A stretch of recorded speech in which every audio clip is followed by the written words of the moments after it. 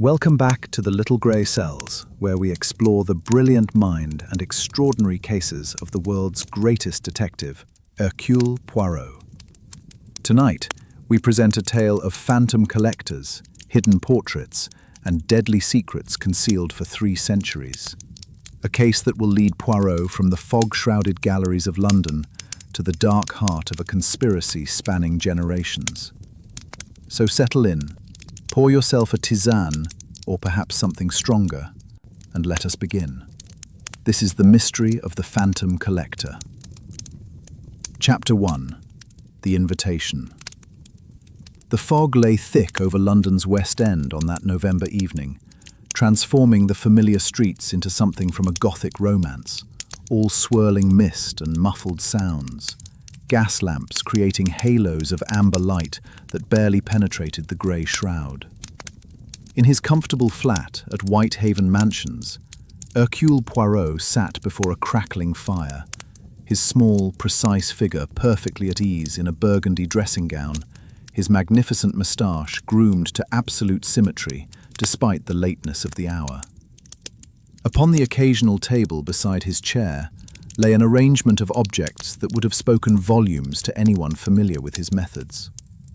A magnifying glass, a small notebook filled with meticulous handwriting, and 2 letters whose contents had occupied his thoughts for the better part of the afternoon.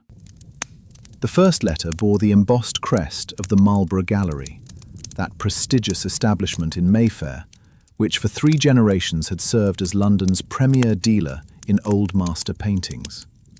The correspondence, signed by one Reginald Marlborough, proprietor, invited Monsieur Poirot to attend a private viewing of the legendary Ashworth collection, scheduled for the following evening. Under ordinary circumstances, Poirot might have declined such an invitation with courteous regret. His appreciation for art, while genuine, did not extend to the tedium of social viewings, where collectors discussed provenance and attribution with the fervour of religious zealots. But this was no ordinary invitation. The second letter had arrived by special messenger not 2 hours after the first, and it was this communication that had transformed a simple social courtesy into something far more intriguing. The paper was cheap, the handwriting disguised, the signature merely "a friend of truth." Yet the words themselves possessed an urgency that could not be ignored. "Monsieur Poirot, you must attend the Marlborough viewing. 3 men are dead because of that collection. More will die unless you intervene. The Phantom Collector claims his own, and he will not be satisfied until the Ashford family has paid in blood for sins 3 centuries old. I dare not reveal more in writing, but if you value innocent lives, you will come. Watch Lord Ashford, watch his daughter, and above all, watch for the Phantom himself." Poirot had made certain inquiries through his usual channels, consulting with Inspector Japp at Scotland Yard and with several acquaintances in London's art world. What he learned had been illuminating, though deeply troubling. The Ashford collection was indeed legendary among connoisseurs. Some 60 paintings by Dutch and Flemish masters accumulated over 200 years by one of England's oldest families. The current Lord Ashford, beset by financial difficulties inherited from his father's spectacular incompetence in business matters, had reluctantly consented to place the collection on the market. Reginald Marlborough's gallery had been granted exclusive rights to arrange the sale, and considerable interest had been expressed by collectors throughout Europe and America. But in the past month, 3 prominent individuals who had indicated serious intent to purchase had died under circumstances that, while officially ruled accidental or natural, seemed to Poirot's orderly mind rather too coincidental for comfort. Sir Marcus Pemberton, a respected collector of Dutch genre paintings, had suffered a fatal heart attack at his club. Yet he had been a vigorous man of 62, with no history of cardiac trouble. Lord Halsbury, enthusiast of Flemish portraiture, had fallen from his study window while supposedly cleaning his spectacles, a peculiar activity for a man who employed a full staff. And most recently, Mr. Cornelius Vandenberg, an American millionaire newly arrived in London to view the collection, had been found drowned in the Thames near Blackfriars Bridge, his blood showing evidence of sufficient alcohol to explain a fatal stumble into the dark waters. 3 deaths, 3 collectors, 3 coincidences. Hercule Poirot did not believe in coincidence. He rose from his chair with the precise, economical movements that characterized all his actions, crossing to the window where he drew back the heavy curtain to gaze down upon the fog-shrouded street. Somewhere in that mist, somewhere among the shadows and the half-seen shapes, lurked a mind of considerable cunning. Whether phantom or flesh, madman or calculating criminal, remained to be determined. But of one thing Poirot was certain. The Ashford collection harboured secrets worth killing to protect. And tomorrow evening, when London's elite gathered at the Marlborough Gallery to view these treasures, he would be there to observe, to deduce, and if necessary, to prevent further tragedy.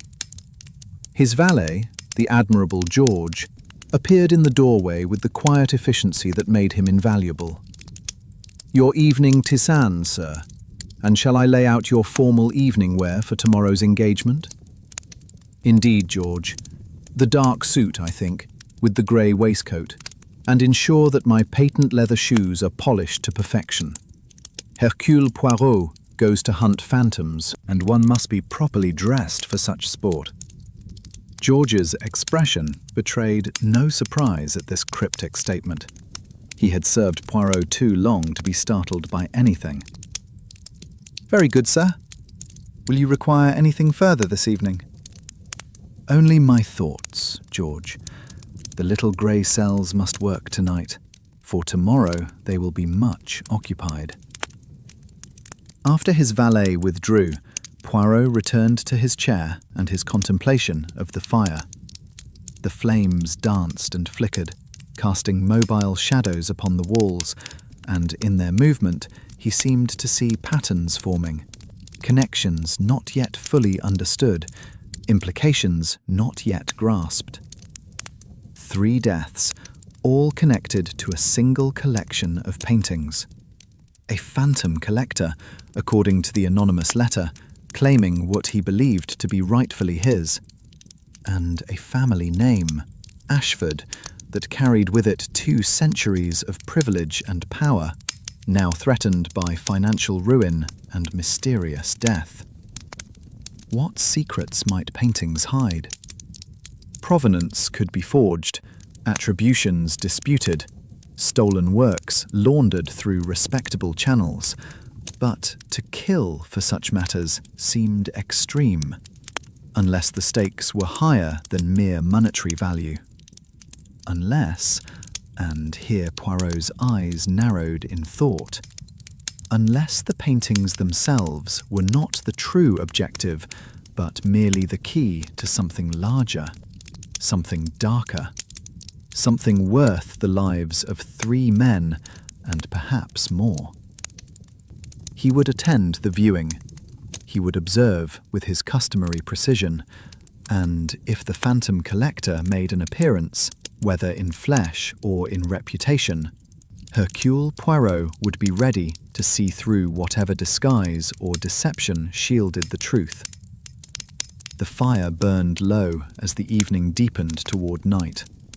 Outside, the fog thickened, pressing against the windows like something alive and seeking entry. London slept, wrapped in its shroud of mist and mystery.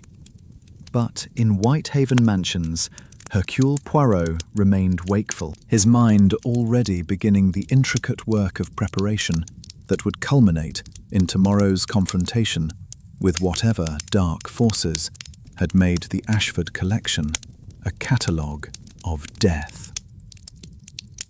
The little grey cells did not rest. They sorted, categorized, hypothesized, and by the time Poirot finally retired to his bedchamber in the small hours of the morning, he had already begun to see the shadow of a pattern, though its full shape remained frustratingly obscure. Tomorrow would bring clarity. Tomorrow would bring answers. And if fortune favoured him, as it so often did, tomorrow would bring justice to those who had perverted the beauty of art into an instrument of murder. The fog showed no signs of lifting as morning broke over London, and by evening, when Poirot departed Whitehaven Mansions for his appointment at the Marlborough Gallery, it had thickened to a near impenetrable wall. His taxi crawled through streets rendered unfamiliar by the dense mist, gas lamps appearing suddenly and disappearing just as quickly, pedestrians looming like ghosts before vanishing into the grey. It was a night made for phantoms, Poirot reflected. If indeed there was a phantom collector abroad in London, he could ask for no better cover than this. The Marlborough Gallery blazed with light when they finally arrived, a beacon in the fog-shrouded street. Poirot paid his driver and stood for a moment on the pavement, studying the building with the attention he brought to all things.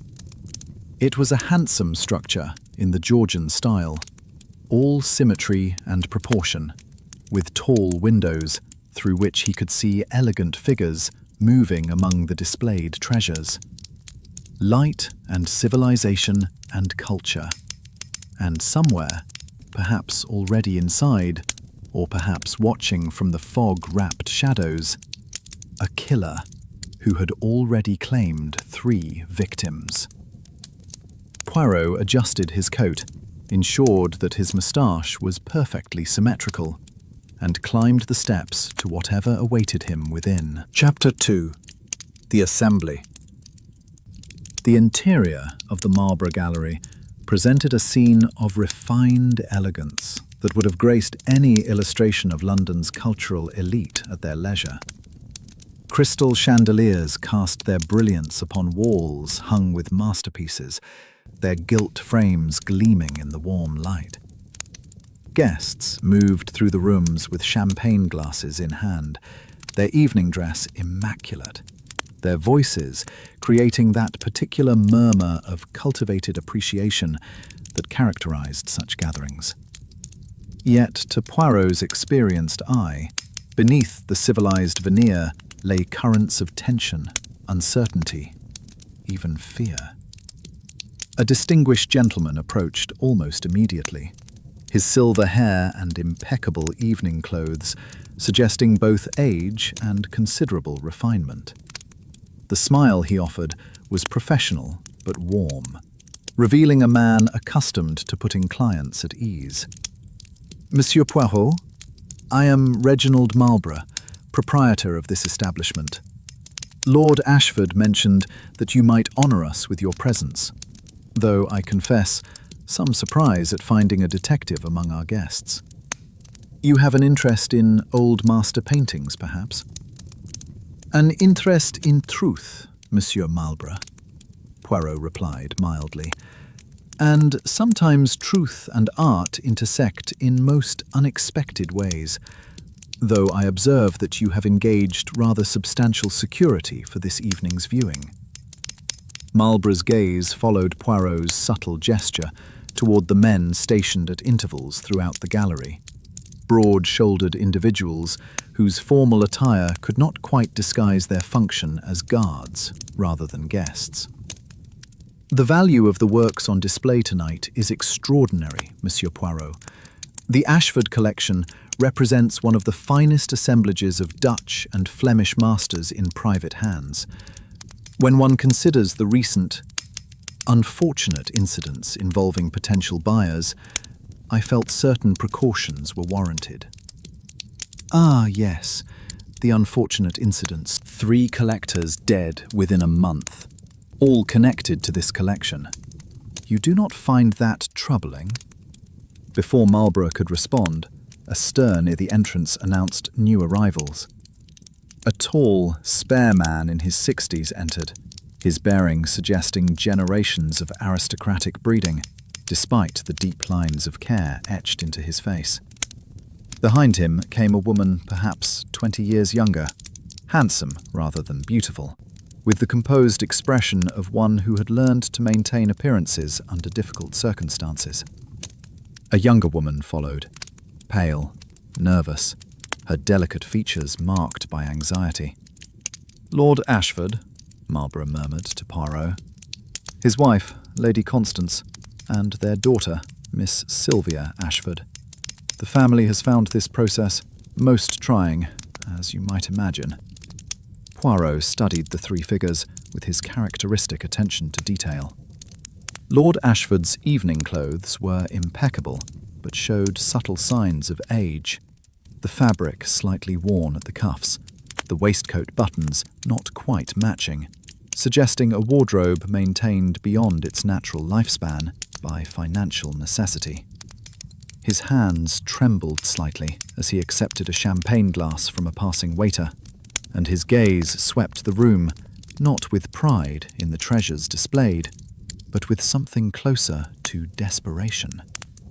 Lady Constance presented a more controlled facade, but Poirot noted the tension in her shoulders, the way her gloved hands gripped her evening bag as if it were a lifeline. Her eyes never ceased their surveillance of the room, cataloguing faces, assessing reactions, vigilant for threats only she could perceive. It was Miss Sylvia, however, who most arrested Poirot's attention. The girl, for she could not be more than 25, seemed to vibrate with barely suppressed terror. Her pale complexion suggested sleepless nights, and the way she started at sudden sounds or movements spoke of nerves stretched to breaking. When her father placed a reassuring hand on her arm, she flinched before controlling the reaction. Lord Ashford's gaze found Poirot and Marlborough, and he excused himself from the cluster of guests beginning to form around him, making his way directly toward them with evident purpose. "Monsieur Poirot, thank God you have come. I must speak with you privately, immediately. There are matters—" He glanced at the guests pressing closer, drawn by curiosity and the magnetic pull of aristocratic distress. "Not here. Marlborough, your private office?" "Of course, my lord. This way, gentlemen." They were ushered through an unmarked door to a small but elegantly appointed room at the rear of the gallery. Lord Ashford closed the door with hands that shook visibly, turning to face Poirot with an expression that combined desperation and something approaching hope. "I am being stalked, Monsieur Poirot, hunted like some creature by a phantom who seems determined to destroy me and my family. 3 men who expressed interest in my collection are dead. Dead! And I have received threats, warnings that I will be next, that the collection is cursed, that those who seek to profit from it will meet terrible ends." "You have these threats?" Lord Ashford produced a leather portfolio from his coat with shaking hands. 3 letters, each more terrifying than the last. The first arrived a week before Sir Marcus Pemberton died. The second came before Lord Halsbury's fall. The third before Mr. Vandenberg drowned. And this, he withdrew a 4th envelope, arrived this morning. Poirot examined the letter with meticulous care. The paper was of good quality, unremarkable, available at any stationer's shop. The words had been formed by letters cut from various newspapers and pasted to create a message, The phantom collector claims what is his.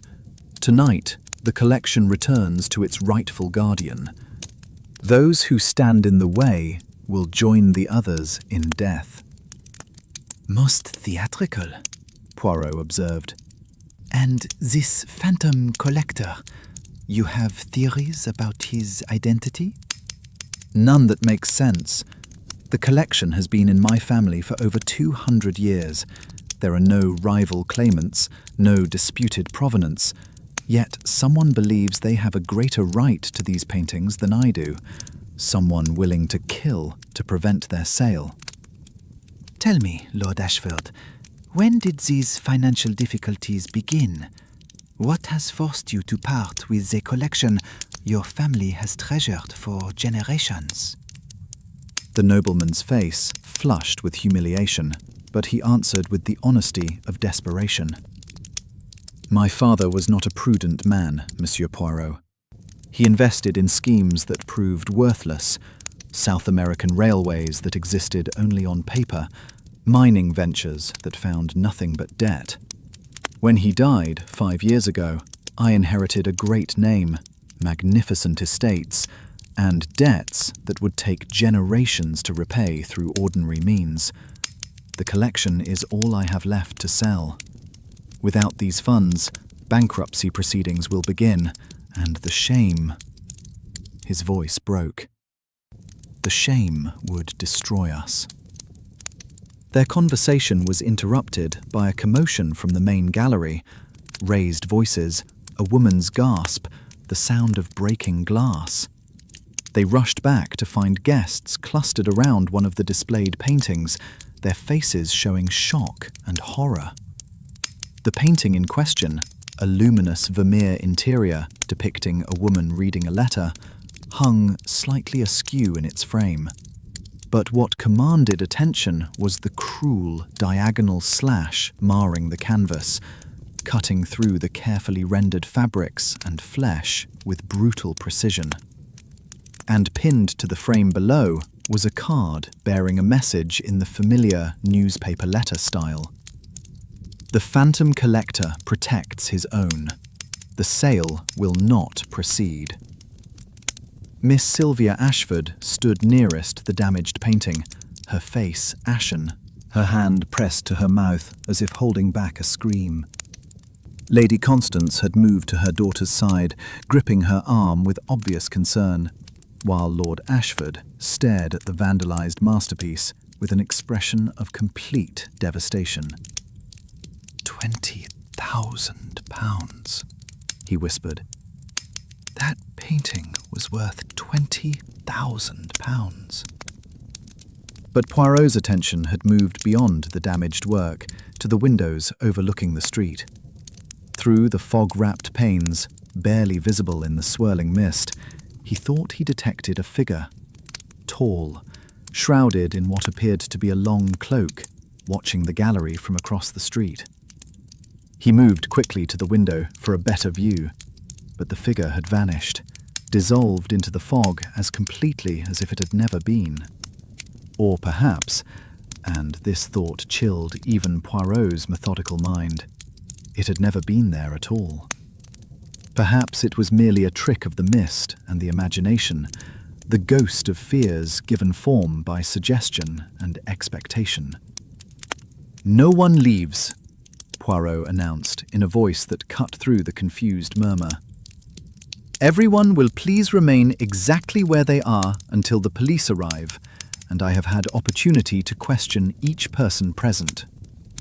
The little grey cells require facts, and facts require observation and interrogation."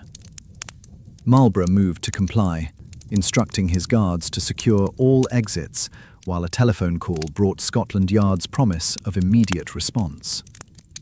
The guests, their evening's entertainment having taken a decidedly sinister turn, gathered in nervous clusters, their earlier sophisticated conversation replaced by whispered speculation about phantoms and curses and the unfortunate fate of collectors who had dared to express interest in the Ashford paintings. As Poirot began his methodical examination of the vandalized Vermeer, noting the precision of the cut, the type of implement likely used, the angle of approach. A new arrival demanded his attention. She was a woman of perhaps 40, elegantly dressed in black, with sharp, intelligent features and eyes that missed nothing.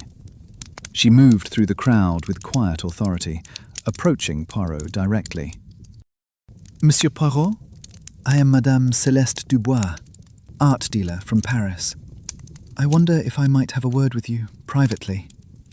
I have information about the Phantom Collector that may prove illuminating. Before Poirot could respond, Miss Sylvia Ashford screamed, pointing with a shaking hand toward the fog-wrapped windows. There! I saw him! The Phantom Collector! He was watching us from across the street, a figure in a long cloak with his face in shadow. And when I looked at him, he pointed directly at me, then vanished into the fog. The guests rushed to the windows, but the street revealed nothing beyond the impenetrable grey mist that had settled over London like a shroud. No figure, no phantom, no evidence that anyone had been there at all. And yet, Miss Sylvia's terror was genuine, her trembling hands and ashen face providing testimony more convincing than any words. She had seen something, or believed she had seen something. And in the peculiar atmosphere that had descended upon the Marlborough Gallery that evening, the distinction between reality and imagination seemed to blur. Poirot stood at the window, his hands clasped behind his back, his magnificent moustache perfectly symmetrical despite the chaos surrounding him.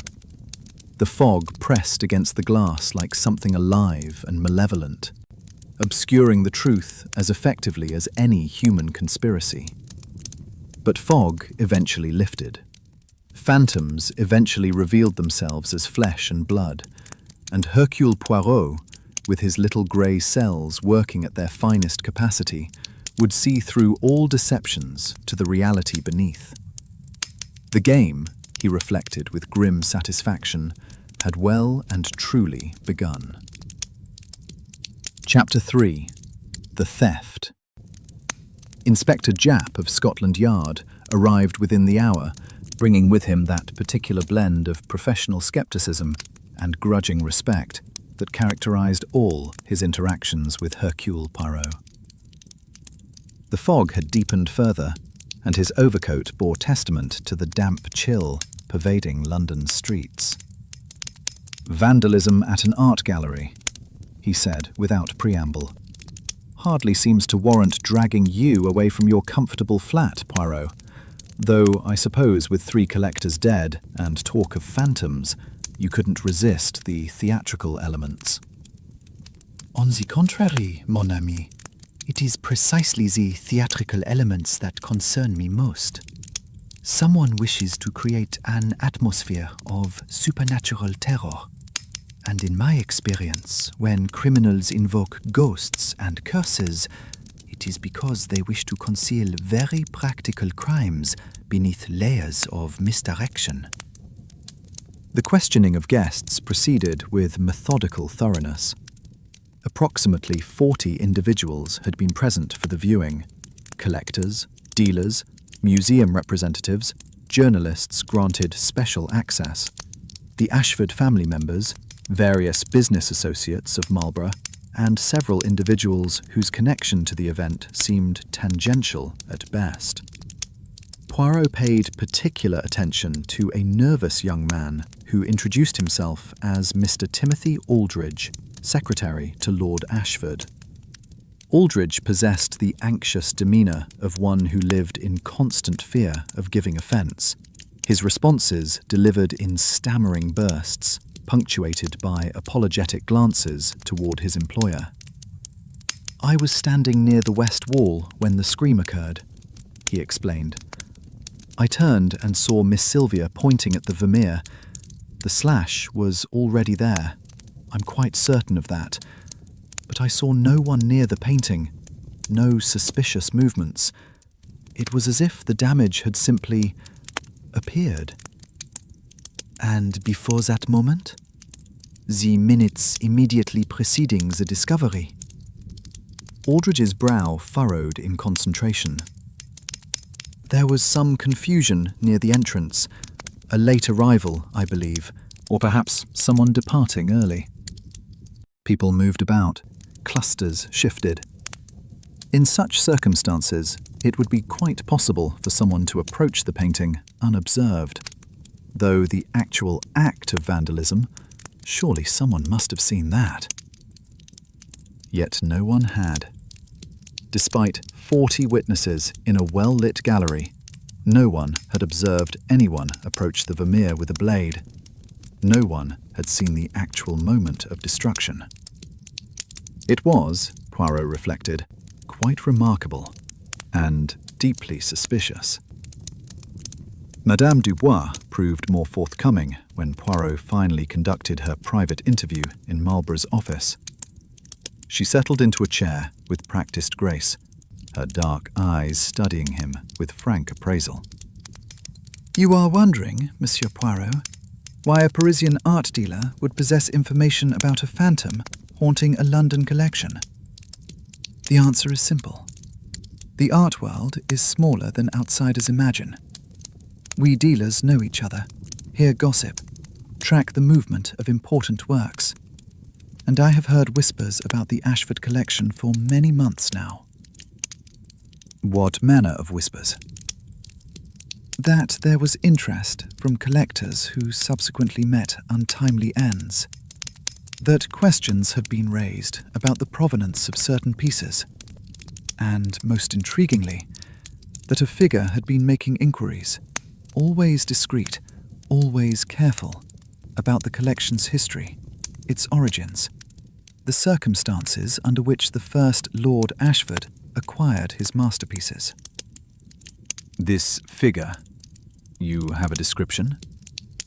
Tall, according to reports, always cloaked or otherwise obscured, speaking cultured English, but refusing to provide a name, appearing in Paris, in Amsterdam, in Rome, wherever records of 18th century art transactions might be found, always asking the same questions. How did Lord Ashford acquire his collection? Were there any disputed claims? Any irregularities in the provenance? And did these inquiries discover irregularities? Madame Dubois' expression became guarded. That, Monsieur Poirot, is what I wished to discuss with you. But not here, not now. There are too many listening ears, too many interested parties. If you will call upon me tomorrow at my hotel, the Savoy, Suite 412, I shall share what I have learned.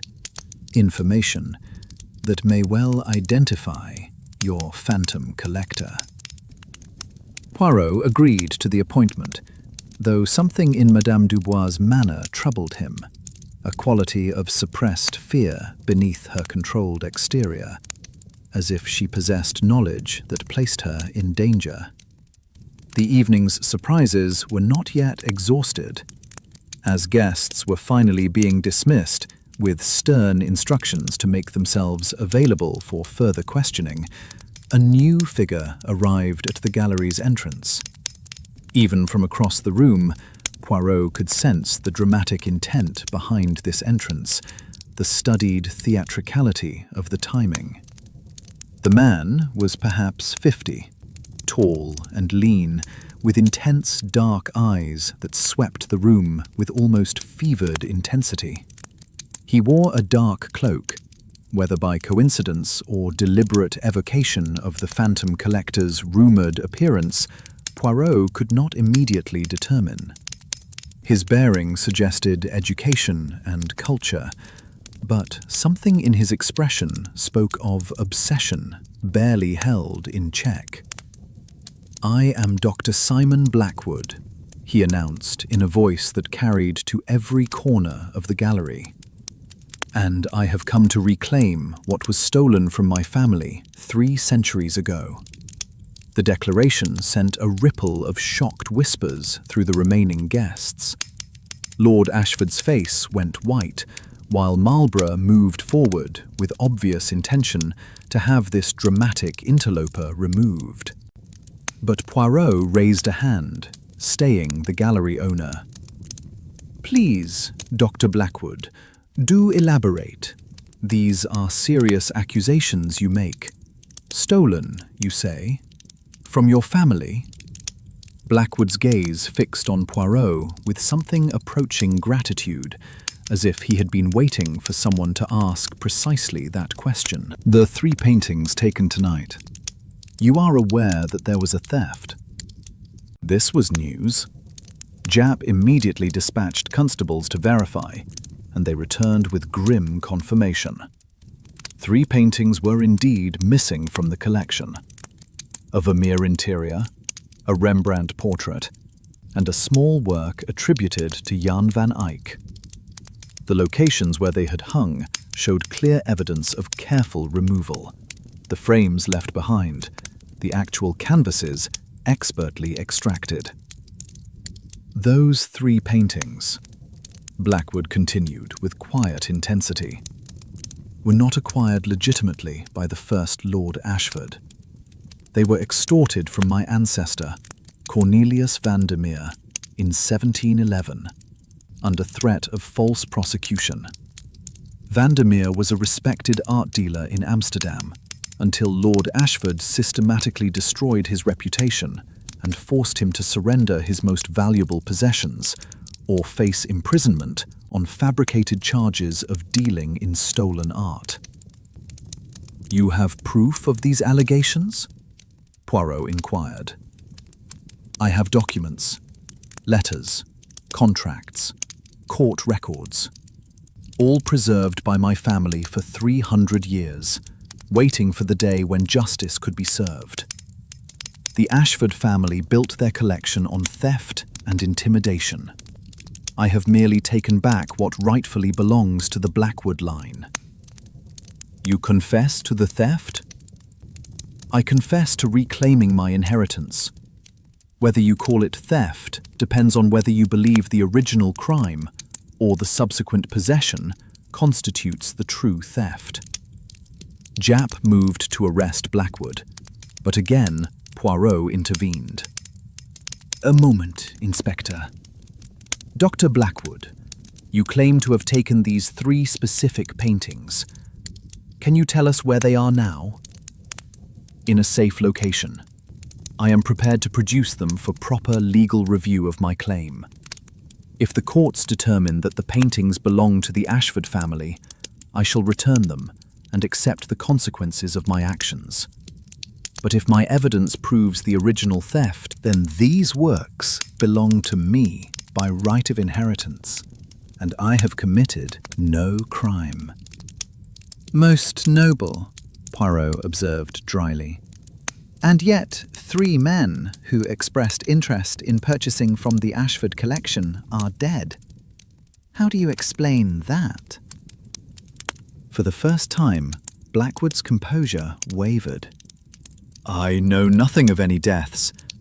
I have not threatened anyone. My campaign has been limited to historical research and this single act of reclamation. If men have died in connection with this collection, it was not by my hand." The interview continued for another hour, but Blackwood maintained his position. He was a scholar seeking historical justice, not a vandal or a murderer. He provided an address where the stolen paintings could be verified, submitted to Japp's custody with the understanding that the matter would be reviewed by proper legal authorities, and departed into the fog-wrapped night with the air of a martyr accepting his fate with dignity. "Well," Japp said, once Blackwood had gone, "that's the most peculiar confession I've encountered in 30 years. Admits to theft, claims it's justice, denies any involvement in the murders, and invites us to examine his evidence. Either he's mad, or he's telling some version of the truth." "Or," Poirot suggested quietly, He is a convenient scapegoat for someone else's crimes. Consider, mon ami, Dr. Blackwood appears with dramatic timing, makes theatrical claims, diverts all attention to historical grievances and questions of provenance. Meanwhile, who benefits from this confusion? You think someone is using Blackwood as cover for the real crimes? I think that someone has created an elaborate theatre of phantoms and curses and historical injustices to conceal something far more practical and contemporary. The question is what they hope to achieve, and who among our cast of characters is the true director of this performance. Poirot remained at the gallery long after the guests departed, studying the scene with the methodical attention he brought to all investigations. The slashed vermeer. Was it genuine vandalism or strategic misdirection? The stolen paintings. Were they truly the objective, or merely another layer of deception? And the phantom collector himself. Was he the mad Dr. Blackwood, or someone else entirely, using Blackwood's grievance as a mask? The fog pressed against the windows, thick and impenetrable, obscuring the London night. Somewhere in that grey shroud, Poirot sensed, the truth waited to be discovered. The little grey cells would sift through the evidence, sort the genuine clues from the deliberate misdirection, and ultimately reveal the pattern hidden beneath the chaos. But as he finally departed the gallery in the small hours of the morning, hailing a taxi to return him to Whitehaven Mansions, one thought troubled him above all others. Madame Dubois had promised to share critical information tomorrow. She knew something about the phantom collector, something important enough to require discretion. And Poirot's long experience had taught him that those who possessed dangerous knowledge about murderers often became the next victims. He made a mental note to arrive early for his appointment at the Savoy. If Madame Dubois held the key to this mystery, he must ensure that she lived long enough to turn it. Chapter 4. The Murder.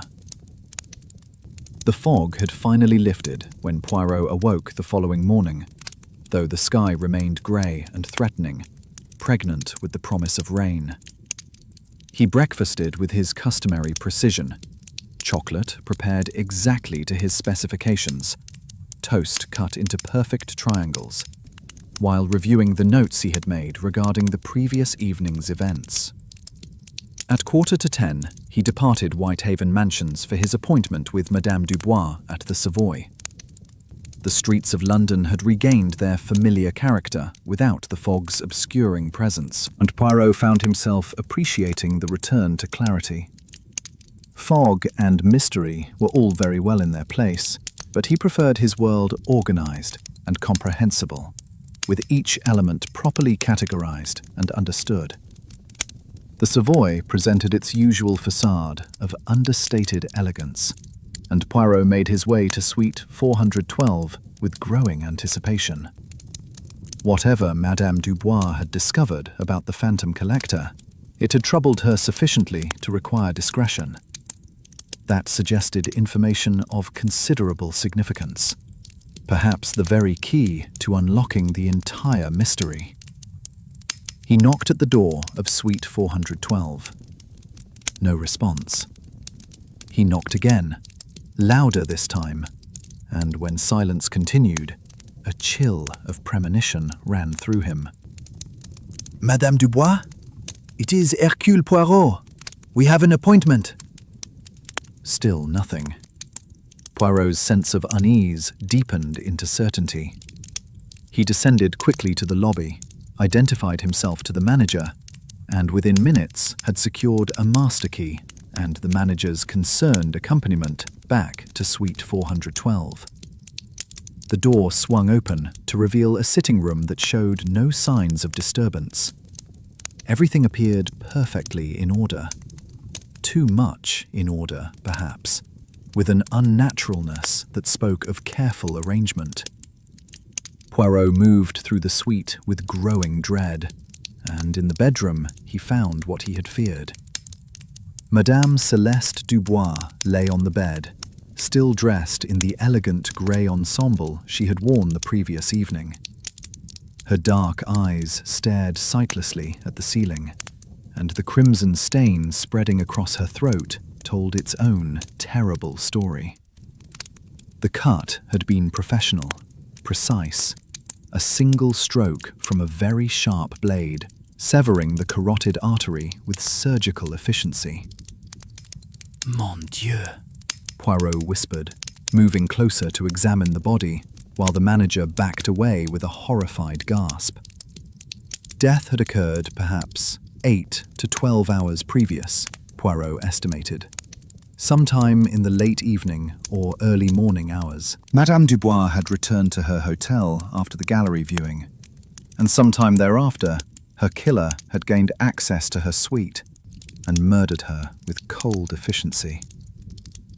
Pinned to her grey jacket was a note in the familiar newspaper letter style.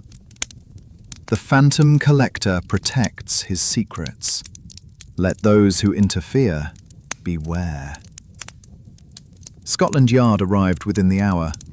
Japp's face was grim as he surveyed the crime scene. His earlier scepticism about phantoms and curses notably absent in the face of actual murder. "She was going to tell you something," Japp said, more statement than question. "Something about the phantom collector. Someone knew about your appointment and silenced her before she could talk." Précisément. And that tells us something important, my friend. Whoever killed Madame Dubois knew about our appointment, which means they were at the gallery last evening and overheard her making the arrangement. Or... Poirot paused, his eyes narrowing in thought. Someone she confided in betrayed her. The killer is among the gallery guests, then? Almost certainly. Though whether they acted as the phantom collector or merely used that identity as convenient cover remains to be determined. The investigation of Madame Dubois' suite revealed several items of interest. Her personal papers included extensive notes on provenance research, with particular attention to Dutch and Flemish works acquired in the early 18th century. There were references to archives in Amsterdam, correspondence with other dealers and historians, and, most intriguingly, a leather-bound notebook containing observations about various individuals connected to the art world. Poirot read through these observations with intense focus. Madame Dubois had been a keen observer of human nature, and her assessments of colleagues and clients combined professional insight with psychological acuity. But one entry in particular arrested his attention. R.M. was in Northumberland 15 years ago, when the Blackwood estate burned. Coincidence? He claims to have been assessing the collection for potential purchase, but timing is suspicious. The fire destroyed everything: house, collection, and, presumably, Edmund Blackwood himself, though body identification was questionable at best. R.M. knows more than he admits about the Blackwood affair. R.M., Reginald Marlborough, the gallery owner who had organised the viewing, who had been present for all the evening's events, who had access to all the guests and knowledge of all their movements. "We must speak with Marlborough immediately," Poirot declared. "And we must also investigate this reference to Edmund Blackwood and a fire 15 years ago. If I am not mistaken, there are layers to this mystery that extend far deeper into the past than anyone has yet suspected." Research at Scotland Yard's Records Department revealed a file on the Northumberland fire that Madame Dubois had referenced. 15 years previous, the estate of Edmund Blackwood, collector, scholar, and obsessive researcher into art provenance, had burned to the ground under circumstances never fully explained. The body found in the ruins had been badly charred, identification based primarily on personal effects rather than physical features. Edmund Blackwood's solicitor had formally identified the remains, and a verdict of accidental death had been returned at the inquest. "But look at this," Japp said, pointing to a notation in the file. The solicitor who identified the body, Marcus Pemberton, later became Sir Marcus Pemberton, art collector, the first of our 3 victims. The connection struck Poirot like a physical blow. Sir Marcus Pemberton, who died of a heart attack at his club. He was Edmund Blackwood's solicitor? He identified the body 15 years ago. According to these records, practiced law in Northumberland before inheriting money and moving to London to pursue art collecting. Then the murders did not begin a month ago, Inspector. They began 15 years ago with Edmund Blackwood's death, if indeed he died. Consider, a body badly burned, difficult to identify. A solicitor who confirmed the identity based on personal effects. That same solicitor dead many years later, just when questions about the Ashford collection begin to resurface. You think Edmund Blackwood faked his own death? I think someone wanted the world to believe Edmund Blackwood was dead. Whether Blackwood himself was complicit in that deception, or whether someone murdered him and disguised it as accidental death, remains to be determined. But Madame Dubois suspected something about Reginald Marlborough's involvement in that fire, and now she is dead. They proceeded directly to the Marlborough Gallery, where they found the proprietor in his office, looking considerably more haggard than he had the previous evening. The strain of recent events had evidently taken its toll, and when Japp announced Madame Dubois' murder, Marlborough's face went chalk white. "Celeste? Dead? But that's impossible. I spoke with her just last evening after you'd all departed. She was perfectly well, if somewhat agitated by the evening's events." "What did you discuss?" Poirot asked quietly.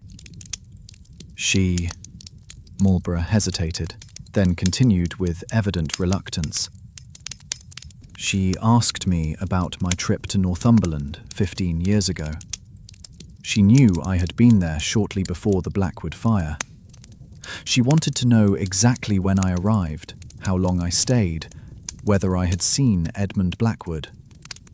I told her what I told the authorities at the time. I arrived the day after the fire, too late to assess the collection as I had been engaged to do. I saw nothing suspicious, knew nothing beyond what everyone knew." "And she believed you?" "I don't know. She said..." He paused, visibly struggling with the memory. "She said that I would be wise to tell the truth before the truth caught up with me. I had no idea what she meant." Poirot studied Marlborough with unwavering intensity. "You will forgive me, monsieur, but I find it remarkable that you happened to be travelling to assess Edmund Blackwood's collection at the exact time his estate burned to the ground. You will forgive me also for noting that you had opportunity to overhear Madame Dubois arranging to speak with me this morning. And you will certainly forgive me for observing that a man in your profession would know how to handle a very sharp blade with professional precision." "You're accusing me of murder? That's preposterous. I'm an art dealer, not a killer." "And yet 3 collectors who expressed interest in the Ashford collection are dead. Madame Dubois, who suspected your involvement in Edmund Blackwood's death, is dead. And now we discover that you were present, most conveniently, at another suspicious death 15 years ago. The pattern, Monsieur Marlborough, is most suggestive." But before the interrogation could continue, a clerk interrupted with urgent news. The paintings, stolen from the gallery the previous evening, had been recovered from the address Dr. Simon Blackwood had provided. All three works were intact, properly stored, showing no signs of damage beyond their removal from their frames. "I don't understand," Lord Ashford said when informed of this development. He had arrived at the gallery in response to Japp's summons, looking as though he had not slept. "Blackwood steals the paintings, then leads you directly to them. What was the point?" "That, my lord, is precisely the question. Unless—" Poirot's eyes gleamed with sudden insight. "Unless the theft itself was never the true objective. Unless someone wished to create chaos and confusion, to draw attention to Dr. Blackwood and his historical claims, to generate an atmosphere of theatrical mystery and phantom collectors, all while pursuing a very different agenda entirely." "What agenda?" "That I do not yet know, but I am beginning to perceive its shadow. The little grey cells require more information, more connections. We must examine those three paintings most carefully, my lord. We must understand why those specific works were chosen, what they have in common beyond their presence in your collection." The paintings were transported to a secure facility where experts could examine them. Poirot insisted on being present for this examination, his keen mind alert for anything that might illuminate the mystery. It was Miss Sylvia Ashford who provided the next crucial piece of information, arriving at Scotland Yard late that afternoon in a state of considerable agitation. "I must tell you something," she said, her voice trembling. "Something about Lord Halsbury. He was my godfather, you see. A dear friend of my family for many years, and shortly before he died, he sent me a note. I thought at the time that it was merely his usual kindness, but now I wonder if it meant something more." She produced a letter written in an elderly hand. "My dear Sylvia, I fear I have lived too long with guilty knowledge. If anything should happen to me, you must know that the sins of the past cannot be buried forever. The Ashford collection holds secrets that I helped your grandfather protect, but the price of that protection weighs heavily on my conscience. Be careful, child. The past has a way of demanding payment for old injustices." "When did you receive this?" Poirot demanded. 3 days before he fell from his window. I thought it was the rambling of an elderly man, but now, with everything that's happened..." Lord Halsbury knew something about the collection's history, something he felt guilty about protecting, and shortly after writing that letter, he died. Not an accident, mademoiselle. Murder, disguised as accident. The pattern was emerging more clearly now. 3 collectors dead, but they were not random victims.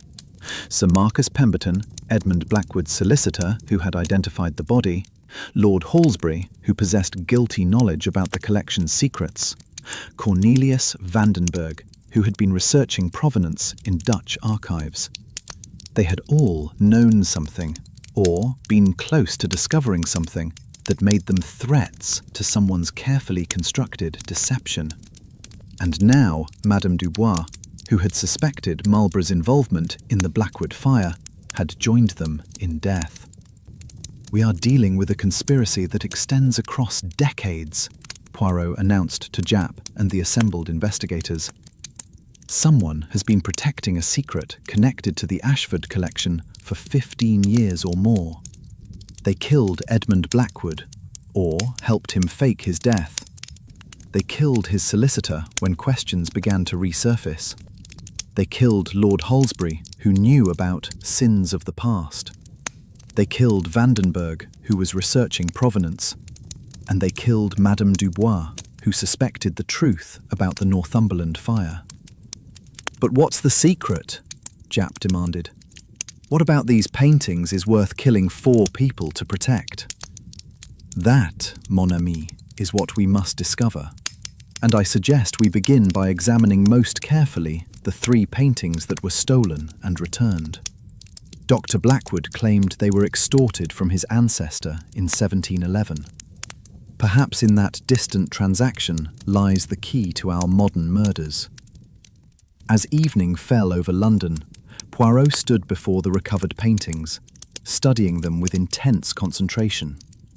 Somewhere in these works of art, in their creation, or their history, or their very composition, lay a secret worth killing to protect.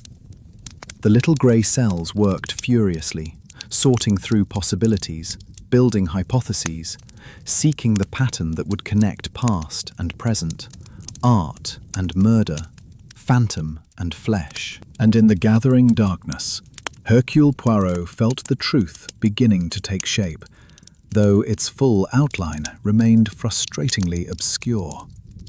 Tomorrow would bring new revelations. Tomorrow, he would need to journey to Ashworth Hall, the family's ancestral estate, where the records of the collection's assembly might reveal what 3 centuries of silence had concealed.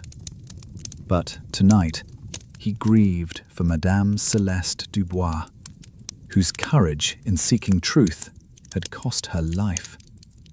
Justice for her, and for all the victims of this phantom collector, now became not merely a professional obligation, but a personal vow.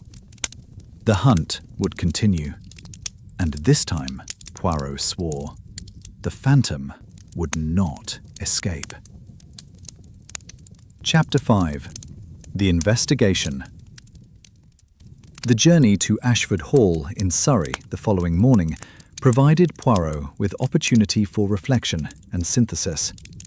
Japp accompanied him, the inspector having become fully invested in the case, now that murder had transformed speculation about phantom collectors into grim reality.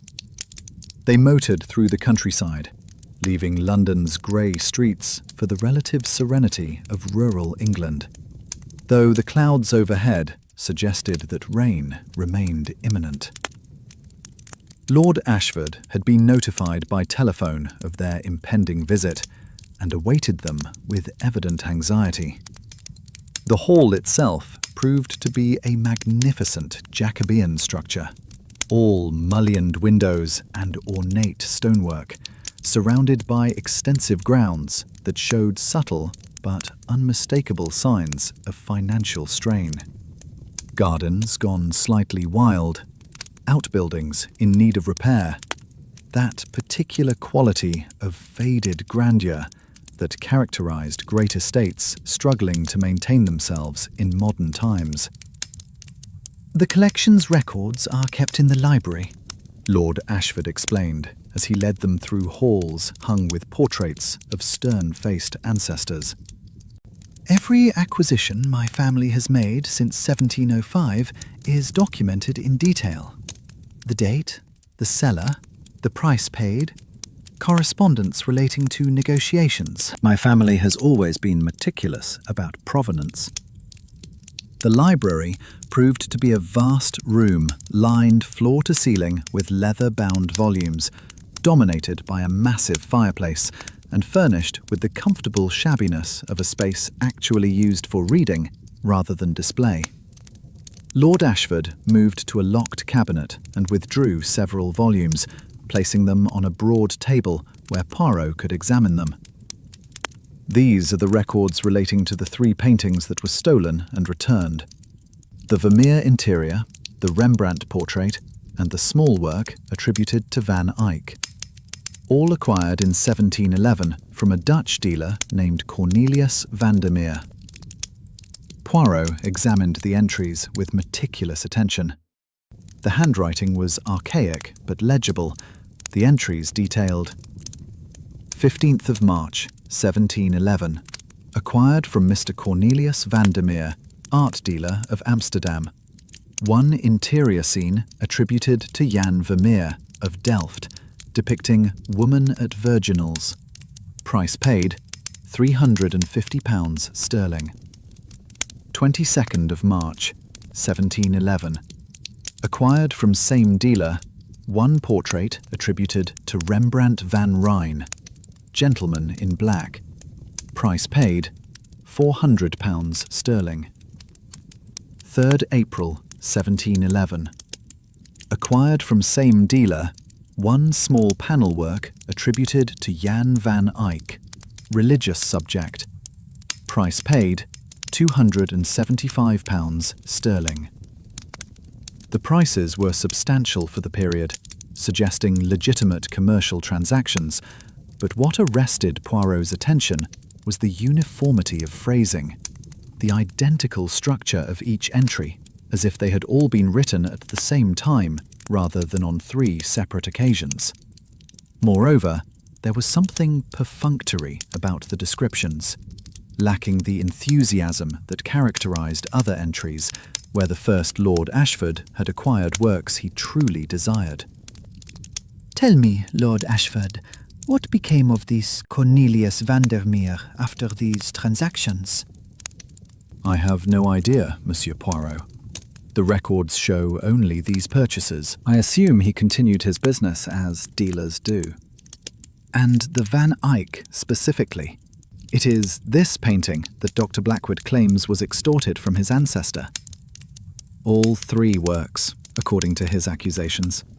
But his claim is based on letters he says prove coercion and theft. I've never seen these documents, but if they exist and can be authenticated, they would call into question my family's ownership of those 3 paintings. Poirot made extensive notes, then asked to see other documents relating to the family's history from that period. Among the papers produced was a portrait listing from 1715, showing that a painter named Peter Vandermeer had been commissioned to create several family portraits, including one of the first Lord Ashford himself.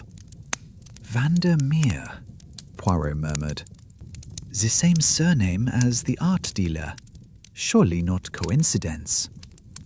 Vandermeer is not an uncommon Dutch name, Lord Ashford protested.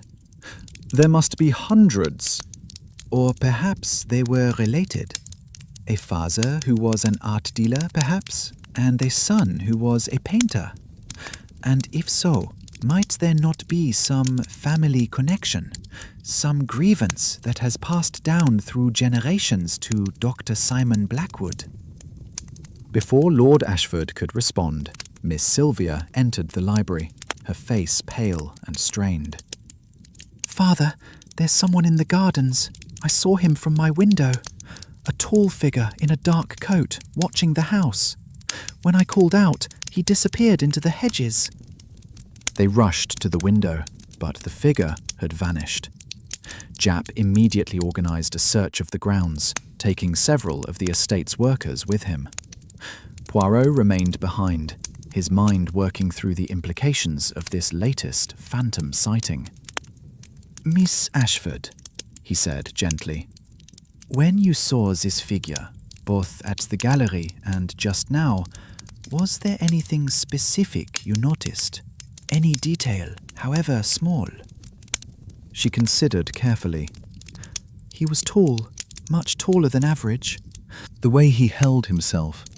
There was something about his bearing, something almost familiar, though I cannot say why. And his movements, very controlled, very deliberate, not furtive like a common intruder. Familiar, as if you had seen him before? Not exactly, more as if there was something in his posture or manner that reminded me of someone I knew, but it's so vague, so indefinite. Or, Poirot suggested, as if he reminded you of someone whose portrait you had seen. Tell me, your family's portrait gallery, it is here in the house? The portrait gallery proved to be a long room with windows along one side and paintings arranged chronologically along the other. Poirot moved slowly along the wall, examining each representation with care. Most showed the typical subjects of aristocratic portraiture, but when he reached the portrait of the first Lord Ashford, he stopped. The painting showed a man of perhaps 45, dressed in the style of Queen Anne's reign. But what arrested Poirot's attention was not the face itself, but something in the bearing, the posture, the way the figure carried himself. There was a quality to it that echoed Miss Sylvia's description of the mysterious figure she had seen. "This portrait," Poirot said slowly. "It was painted when?" Lady Constance, who had accompanied them, consulted a small printed guide. "In 1715, 4 years before the first Lord Ashford's death. The artist was Peter van der Meer, a Dutch painter who came to England specifically for aristocratic commissions." Van der Meer again, the son, perhaps, of Cornelius van der Meer, from whom the paintings were acquired. I suppose it's possible. I never made the connection." Japp returned from searching the grounds, breathing heavily and clearly frustrated. "Whoever he was, he's long gone. But we found something odd in an old chapel on the estate. It's partially ruined, hasn't been used in decades, but someone's been living there recently. Blankets, provisions, candles, and this." He held up a photograph, old and faded, but still clearly showing a man's face, intense eyes, lean features, an expression combining intelligence with something approaching obsession. "Edmund Blackwood," Japp said grimly. "Or at least, that's who the photograph shows. Found it among the supplies in the chapel, along with extensive notes about the Ashford collection." "Then Edmund Blackwood is alive," Poirot murmured. "Or someone wishes us to believe he is. But why hide in a ruined chapel on the Ashford estate? Why not flee with valuable information or evidence?" "Perhaps," a new voice suggested from the doorway, "because the paintings themselves are not the true objective. Perhaps they are merely the key to something far more valuable." They turned to find a man standing in the gallery entrance, tall, as Miss Sylvia had described, wearing a dark coat that might easily be mistaken for a cloak at a distance. His face was partially obscured by a beard and spectacles, but there was something in his features that suggested both intelligence and fierce determination. "I'm Dr. Simon Blackwood," the man said calmly, "nephew and heir of Edmund Blackwood, and I believe it is time we all understood exactly what my uncle discovered before he died, or was murdered." Chapter 6. The Secret. The revelation of Dr. Blackwood's presence at Ashford Hall sent a shock through the assembled company. Japp's hand moved instinctively toward his pocket, where Poirot knew he kept a revolver, but the detective stayed him with a gesture. "Please, Dr. Blackwood, do join us. Though I should warn you that theft and trespass are serious crimes, and you have already confessed to one while apparently committing the other." "I have taken nothing that does not belong to my family by right," Blackwood replied, his voice carrying absolute conviction. "And I trespass only upon property that was itself built on theft and extortion. But I did not come here to debate legal niceties. I came because my uncle Edmund spent the last 20 years of his life researching the Ashford collection, and what he discovered got him killed. If we do not expose that truth now, more people will die." "Your uncle died 15 years ago in a fire," Japp said flatly. "Body identified, inquest held, verdict of accidental death." A verdict reached because certain individuals wanted the world to believe Edmund Blackwood was dead. My uncle knew too much, had discovered too much. They could not allow him to continue his investigation. "They?" Poirot inquired. To whom do you refer? To whoever has been protecting the secret for 300 years. The secret my uncle discovered about those 3 paintings, the Vermeer, the Rembrandt, and most importantly, the Van Eyck. He produced a leather portfolio from his coat, setting it on the library table. Inside were documents yellow with age, letters, contracts, pages from account books, all carefully preserved in protective sleeves. These are the documents I referenced at the gallery. Letters between my ancestor Cornelius Vandermeer and the first Lord Ashford, dating from 1710 to 1711. They tell a story of systematic intimidation and extortion. Poirot examined the letters with intense focus. They were written in Dutch, with English translations provided, and they painted a disturbing picture. Cornelius Vandermeer had indeed been pressured by Lord Ashford, threatened with prosecution for dealing in allegedly stolen art. His business systematically undermined by rumours and accusations.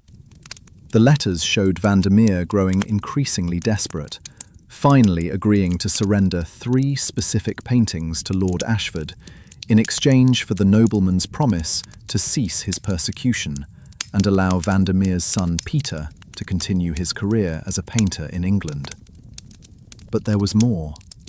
References to the matter that cannot be spoken, to secrets that would destroy great families, to that which lies beneath the surface, concealed but not destroyed.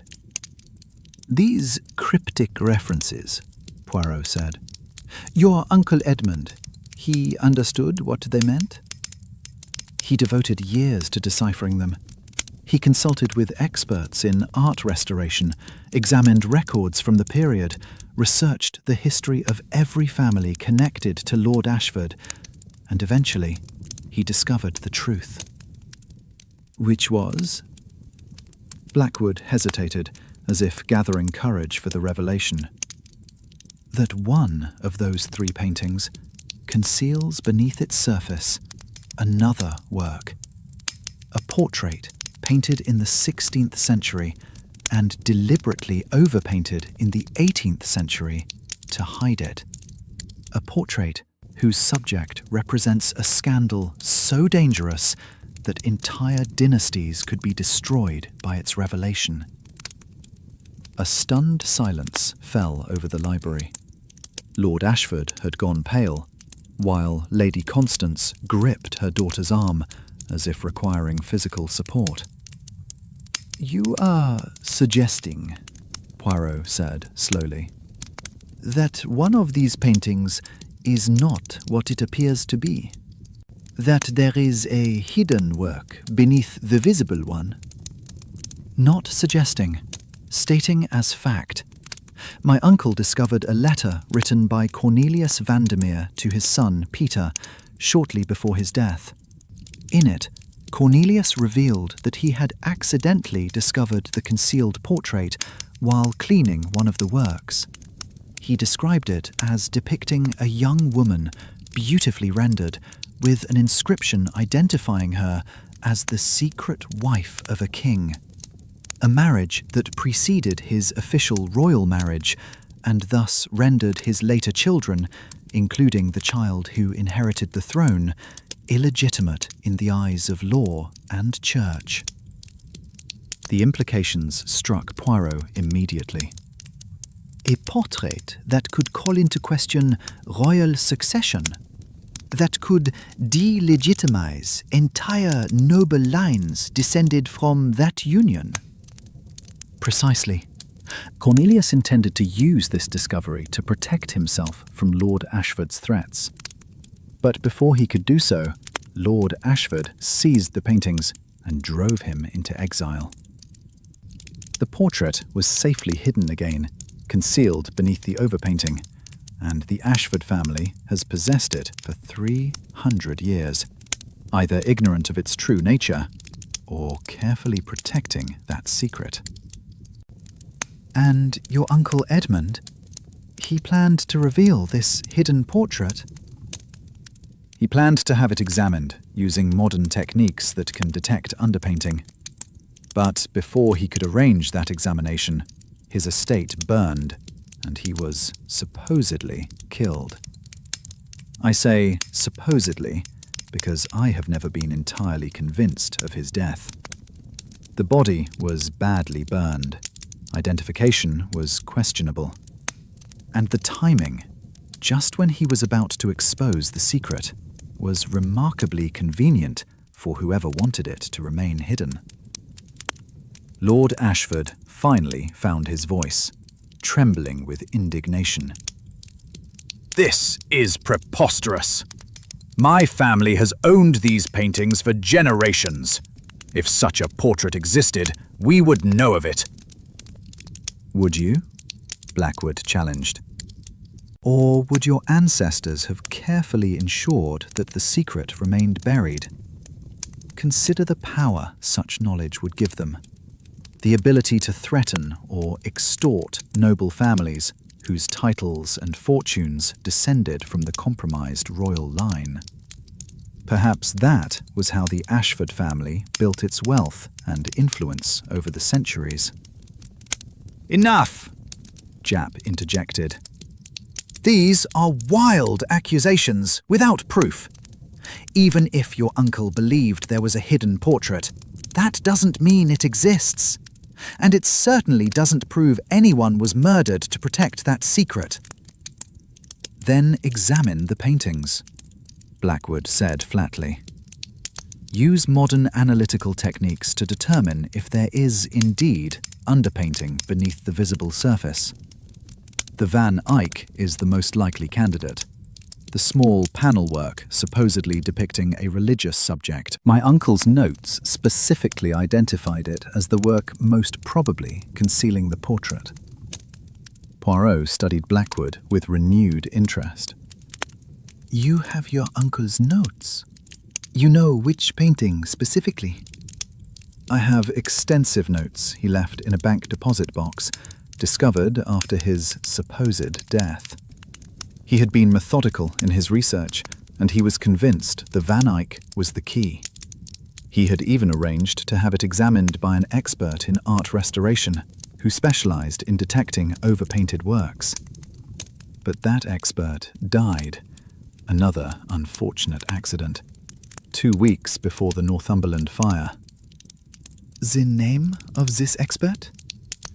Dr. Heinrich Vandenberg, working in Amsterdam. His son, Cornelius, continued his work and eventually moved to America, becoming a collector himself. Cornelius Vandenberg, Poirot said quietly. The third of our murdered collectors. The American who drowned in the Thames. He was the son of the expert your uncle had consulted? I didn't know that until I began my own investigation after hearing of his death. But, yes, it appears so. Which suggests that whoever killed my uncle has been systematically eliminating anyone who came close to discovering the truth about that hidden portrait. The pattern was becoming clearer now, the conspiracy revealing its full scope. Edmund Blackwood had discovered a secret worth killing to protect. His art expert consultant had died. Edmund himself had supposedly died in a fire. His solicitor, Sir Marcus Pemberton, who might have known about the investigation, had died of a convenient heart attack. The son of the art expert, possibly continuing his father's research, had drowned. Lord Halsbury, who possessed guilty knowledge about the collection, had fallen from a window. And Madame Dubois, who suspected the truth about the Northumberland fire, had been murdered with professional efficiency. 4 murders at least, Poirot said. Perhaps 5 or 6, if we include the deaths in Northumberland 15 years ago. All to protect a 300-year-old secret about royal legitimacy. But who is the killer? Japp demanded. If the Ashford family didn't know about the hidden portrait, Who has been protecting it? Someone who learned the secret, Poirot replied. Someone who recognized its value not merely as a historical curiosity, but as a potential source of enormous wealth through blackmail. Consider, if that portrait could be authenticated, it would threaten the legitimacy of noble families throughout Europe. Those families would pay any price to keep such information from becoming public. The potential for extortion would be worth millions of pounds. My uncle realized that, Blackwood said grimly. In his notes, he speculated about what such knowledge would be worth on the blackmail market. He theorized that someone might try to acquire the painting not to reveal the secret, but to profit from threatening to reveal it.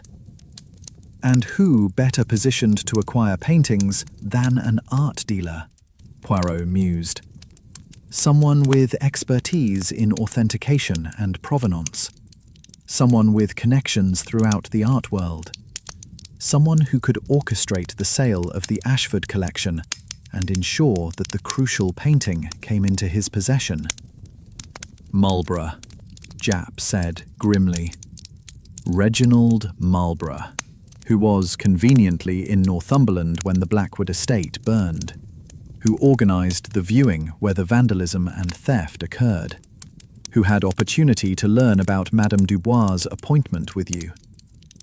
It is a theory that fits the facts, Poirot agreed. Though we require proof before we can make accusations. Dr. Blackwood, these notes of your uncle's, may I examine them? The documents Blackwood produced were indeed extensive. Years of research compiled into a comprehensive analysis of the Ashford collection's origins, the Wintermere family's history, the political intrigues of the early 18th century, and the techniques for detecting overpainted works. Edmund Blackwood had been thorough, almost obsessive in his pursuit of truth, and in the margins of one particular document, Poirot found a notation that made his blood run cold. R.M. has offered to help arrange for professional analysis of the Van Eyck. Says he knows an expert in London who can perform non-invasive examination. Too convenient? Or genuine assistance? Must proceed with caution. The notation was dated 2 weeks before the Northumberland fire. Your uncle was in contact with Reginald Marlborough before his death, Poirot said quietly. I didn't know that, Blackwood admitted. But it makes terrible sense. My uncle would have needed someone in the art world to help arrange proper examination of the painting. Marlborough would have seemed like a natural choice. Respected, knowledgeable, well-connected. And if my uncle revealed what he suspected about the hidden portrait, then Marlborough would have understood immediately the potential value of that information. Not merely the painting itself, but the blackmail potential of the secret it concealed. And he would have recognized that Edmund Blackwood, as an honest scholar, would never exploit that secret for profit, but would instead reveal it publicly, destroying any chance to use it for extortion. So he killed my uncle and made it look like an accident. Then he spent the next 15 years positioning himself to eventually acquire the painting when financial necessity forced the Ashford family to sell their collection. And when collectors began to show interest in purchasing, when researchers like Vandenberg started asking questions about provenance, when Lord Halsbury's guilty conscience threatened to reveal old secrets, and when Madame Dubois discovered that Marlborough had been in Northumberland at the crucial time, all these threats had to be eliminated. The full scope of the conspiracy was becoming clear. A single secret, concealed for 300 years, had become the motivation for a series of murders spanning 15 years. And at the centre of it all, if Poirot's theory was correct, stood Reginald Marlborough.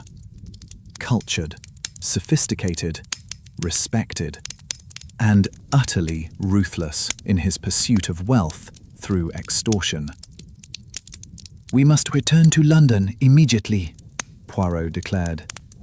"We must confront Marlborough with what we know and force him to reveal himself. But we must also be careful. He has killed at least 4 times, possibly more. He will not hesitate to kill again if he believes we threaten his plans." As they prepared to depart Ashford Hall, Poirot stood for a moment before the portrait of the first Lord Ashford, studying the face of the man who had begun this chain of events 3 centuries before. What had he known about the hidden portrait? Had he deliberately concealed it? Or had he acquired the paintings in innocence, never realizing what lay beneath the surface? Perhaps it no longer mattered. The past could not be changed. But the present still offered opportunity for justice, for truth, for bringing a killer to account for his crimes. The little grey cells had done their work, assembling the evidence, constructing the theory, seeing through the deception of phantoms and curses to the brutal practicality of murder for profit. Now came the most dangerous phase, the confrontation, the revelation, the final unmasking of the phantom collector. Chapter 7. The Confession. The return journey to London was conducted in urgent silence, each occupant of the motor car absorbed in their own thoughts. Poirot's mind was racing through possibilities and strategies, considering how best to approach Marlborough, what evidence they could marshal, what traps they might set to force a confession from a man who had successfully evaded justice for 15 years. Dr. Blackwood accompanied them, his presence having been accepted by Japp as potentially useful, despite his earlier theft of the paintings. "He's still guilty of that," the inspector muttered to Poirot. "But I'll overlook it temporarily, if it helps us catch a multiple murderer." They arrived at Scotland Yard as dusk was falling over the city, and Poirot immediately requested that the recovered Van Eyck painting be brought for examination. While they waited, he reviewed all the evidence assembled thus far, arranging it in his mind with the methodical precision that characterized his approach to such matters. The painting arrived within the hour, carefully wrapped and handled by specialists from the National Gallery, who had been examining it for authenticity and condition. What they reported proved most illuminating. "There are indeed indications of underlying paint layers," the chief examiner explained, pointing to subtle variations visible under special lighting. "The surface painting appears to be early 18th century, but there are traces beneath suggesting an earlier work. We would need to conduct more sophisticated analysis to determine the nature of that underlying painting, but preliminary examination suggests it is a portrait, possibly 16th century, executed in the style of the early Flemish masters. Can you determine the subject of this concealed portrait? Not without removing the overlying paint, which would damage the surface work. However, modern imaging techniques might reveal the hidden portrait without destroying the visible painting. We could arrange such examination if you believe it relevant to your investigation." "Most relevant indeed. Please proceed with all possible speed, and I should like to be present when the hidden work is revealed." The examination was scheduled for the following morning at the National Gallery's conservation laboratories. Poirot used the intervening time to conduct additional research and to lay his trap for Marlborough. "We must make him believe that we are about to expose the hidden portrait publicly," Poirot explained to Japp. "We must create a situation where he feels compelled to act, to reveal himself through his actions." "You mean use the painting as bait?" Précisément. We announce that the Van Eyck will be examined tomorrow morning using advanced imaging techniques to reveal any underlying works. We make this announcement very public, ensuring that Marlborough learns of it, and then we wait to see what he does. The announcement was duly made, with journalists invited to attend the examination, promising revelations about the Ashford collection that will rewrite our understanding of 18th century art provenance.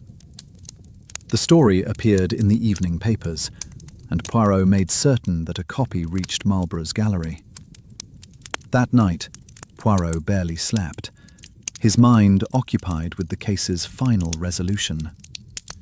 The little grey cells worked ceaselessly, reviewing every detail, ensuring that no possibility had been overlooked, no alternative explanation ignored. Morning brought clarity in more than one sense. The fog that had plagued London had finally dispersed entirely, leaving the city bright and clear under winter sunlight. Poirot dressed with his usual meticulous care, ensuring that his appearance was absolutely perfect for the confrontation he anticipated. At the National Gallery's conservation laboratories, a small crowd had assembled. Journalists, art experts, representatives from various museums, and Lord Ashford with his family. Dr. Blackwood stood to one side, his expression intense as he waited for confirmation of what his uncle had died pursuing. Japp had positioned plainclothes officers at strategic points throughout the building, ready to respond if Marlborough made any desperate move. And Reginald Marlborough himself had indeed arrived, his composed expression revealing nothing of whatever thoughts occupied his mind. He greeted Poirot with his usual professional courtesy, showing no obvious signs of anxiety or guilt. A remarkable development, Monsieur Poirot. If there is indeed a hidden portrait beneath the Van Eyck, it would represent a most extraordinary discovery. One that you have long anticipated, perhaps? Marlborough's expression flickered, just for an instant, before his control reasserted itself. I'm not certain I understand your meaning. Oh, I think you understand perfectly, Monsieur Marlborough. But let us wait for the examination to be completed. All will be revealed in due course. The imaging examination proceeded with painstaking thoroughness. The conservators used a combination of X-ray fluorescence, infrared reflectography, and other advanced techniques to penetrate the surface paint and reveal what lay beneath. As the images began to appear on the monitors, a collective gasp went through the assembled observers. There, hidden beneath the 18th century overpaint, was indeed a portrait. A young woman of perhaps 25, her features rendered with the exquisite precision characteristic of the early Flemish masters. Her dress suggested the late 15th or early 16th century, and around the frame of the portrait, barely visible but unmistakable once enhanced, was an inscription in Latin. Anne of Brittany, secret wife of the king, mother of the true heir. The implications were staggering. If this portrait was genuine, it represented evidence of a clandestine royal marriage that predated the king's official union, potentially invalidating the legitimacy of his official children, and thus the succession that had followed. Mon Dieu, breathed one of the French art historians present. if this is what it appears to be, the historical ramifications are enormous. Several noble families trace their lineage through that royal line. Their titles, their estates, their very legitimacy could be called into question. Which, Poirot said quietly, is precisely why this portrait was so carefully concealed 300 years ago, and why someone has been willing to commit murder to prevent its revelation. He turned to face Marlborough directly, his penetrating gaze fixed upon the gallery owner with unwavering intensity. Is that not so, Monsieur Marlborough? You learned of this portrait's existence from Edmund Blackwood 15 years ago. You realized immediately what such knowledge was worth. Not merely the historical significance, but the potential for blackmail. Families whose wealth and titles descended from that compromised royal line would pay any price to keep this secret from becoming public. Millions of pounds in extortion, paid over years or even decades. Marlborough's composure had begun to crack, fine lines of tension appearing around his eyes and mouth, but he maintained his facade of innocence. These are serious accusations, Monsieur Poirot. You have no proof. But I do have proof. I have Madame Dubois' notes indicating that you were in Northumberland when the Blackwood estate burned. I have Edmund Blackwood's own notation that you offered to help arrange examination of this very painting. I have the testimony of witnesses who can place you at or near the scene of each murder. And, most damningly, I have your own knowledge of my appointment with Madame Dubois. Knowledge that only the killer could have possessed. That's circumstantial at best. And I have this. Poirot produced a small evidence bag containing a button. This was found near Madame Dubois' body, torn from her killer's coat during the struggle. It is distinctive, custom-made, bearing the crest of the Marlborough Gallery. There cannot be many coats with such buttons, Monsieur Marlborough. Shall we compare it to your wardrobe? The colour drained from Marlborough's face. His eyes darted toward the exits, but Japp's officers had positioned themselves to block any escape route. You killed Edmund Blackwood when he revealed what he had discovered, Poirot continued relentlessly. You staged the fire to destroy any evidence of the hidden portrait's existence, planning to eventually acquire the painting yourself when the time was right. But loose ends remained. His solicitor, Pemberton, who might have known about the investigation, Lord Halsbury, who possessed guilty knowledge about the collection, Dr. Heinrich Vandenberg, the art expert who had examined the painting, his son Cornelius, who continued his father's research, and finally, Madame Dubois, who suspected your involvement in the Northumberland fire. All of them had to die because they threatened to expose the secret before you could profit from it. You created the legend of the Phantom Collector to disguise your systematic elimination of witnesses. You encouraged Dr. Simon Blackwood's campaign to reclaim the paintings, using his legitimate grievance as a convenient distraction. You orchestrated the viewing, the vandalism, the theft, all to create an atmosphere of theatrical mystery while positioning yourself to eventually acquire the Van Eyck and use it for the blackmail you had planned for 15 years. Marlborough's carefully constructed mask had finally shattered completely. His face contorted with a mixture of rage and desperation as he realized that his careful plans had been exposed. "You all judge me," he snarled, his cultured voice taking on a harsh edge. "But you don't understand. 15 years I've waited. 15 years of careful planning, of eliminating threats, of positioning myself perfectly. That portrait would have been worth millions in blackmail. Millions, paid by desperate aristocrats willing to do anything to protect their titles and fortunes. I deserved that wealth. I was the one clever enough to recognize the opportunity, patient enough to wait for the perfect moment." The confession had come so naturally that it took a moment for Marlborough to realize what he had said. He looked around wildly at the shocked faces, at Japp moving toward him with handcuffs ready, at Poirot's expression of quiet satisfaction. "You orchestrated all of this," he said, his voice hollow with realization. "The public announcement, the examination, the assembly of all these witnesses. You wanted me to reveal myself. I wanted justice, Poirot corrected gently. For Edmund Blackwood, for Sir Marcus Pemberton, for Lord Halsbury, for Cornelius Vandenberg, and for Madame Céleste Dubois. They died because of your greed, Monsieur Marlborough. They died because you perverted the beauty of art into an instrument of murder and extortion.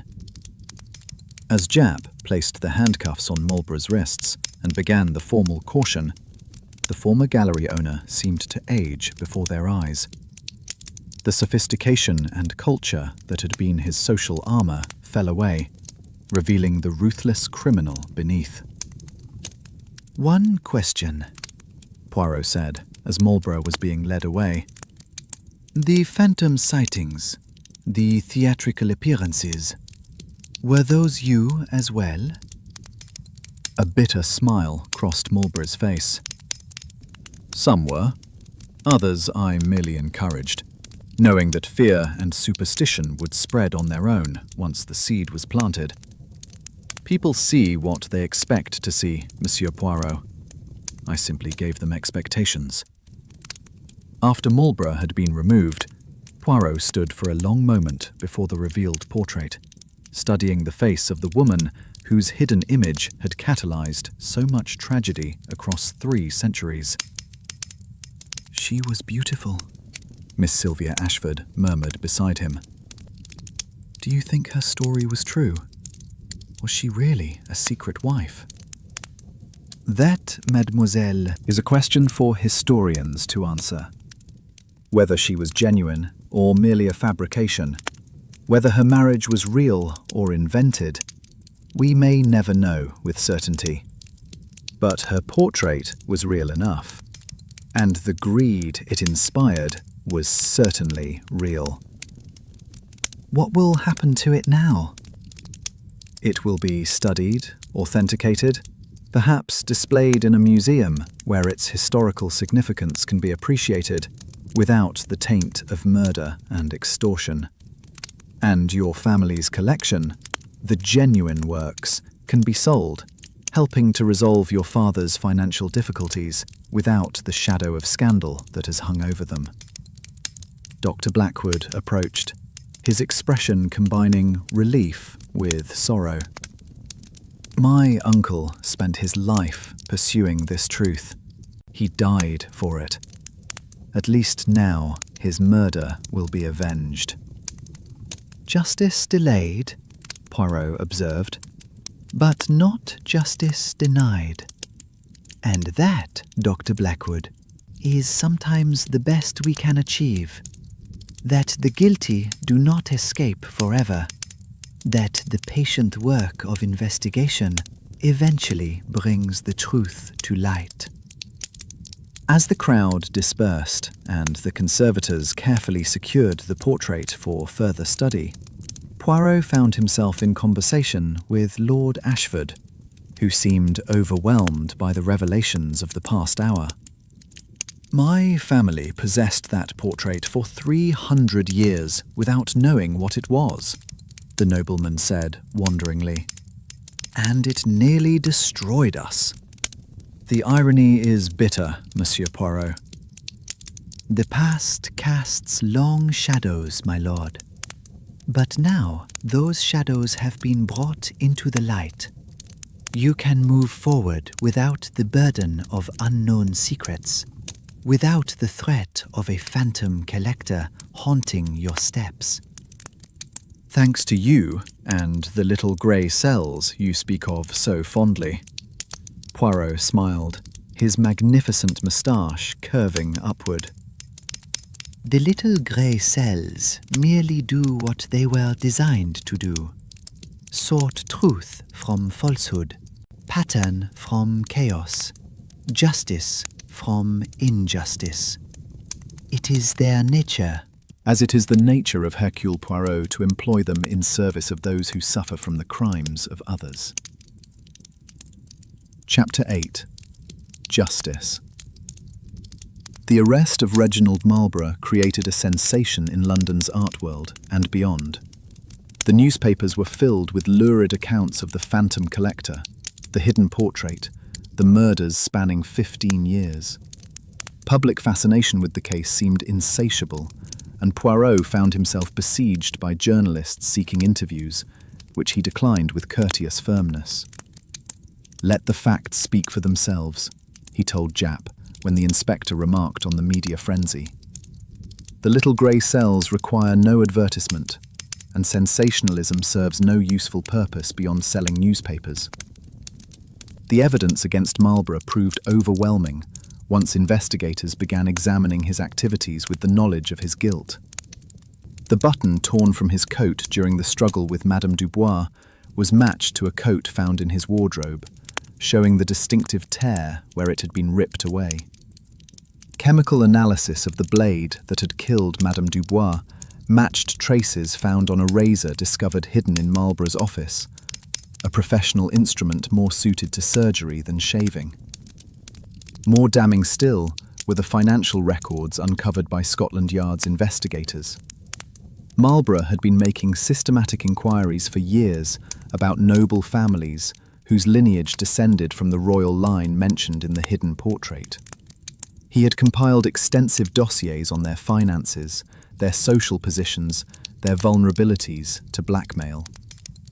The evidence of his long-planned extortion scheme was undeniable.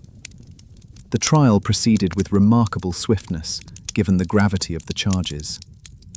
Marlborough's defence attempted to argue that the deaths of Sir Marcus Pemberton, Lord Halsbury, and Cornelius Vandenberg had been accidental, that only Madame Dubois had been deliberately murdered, and that this single killing had been an act of desperate panic rather than calculated homicide.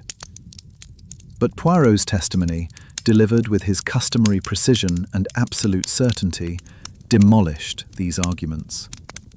He walked the jury through the entire conspiracy, from Edmund Blackwood's initial discovery to Marlborough's final confession. He demonstrated how each death had served Marlborough's purposes, how each victim had posed a specific threat to his plans, and how the systematic elimination of these threats over 15 years proved not panic, but cold calculation. "Consider," Poirot told the court, "the remarkable coincidence that would be required for these deaths to be genuinely accidental. Sir Marcus Pemberton, the solicitor who identified Edmund Blackwood's body, suffers a heart attack, just as questions about the Ashford collection resurface. Lord Halsbury, who possessed guilty knowledge about the collection's history, falls from his window shortly after writing a letter suggesting he might reveal that knowledge. Dr. Heinrich Vandenberg, the art expert consulted about the hidden portrait, dies in Amsterdam just before he could conduct his examination. His son, Cornelius, possibly continuing that investigation, drowns in the Thames.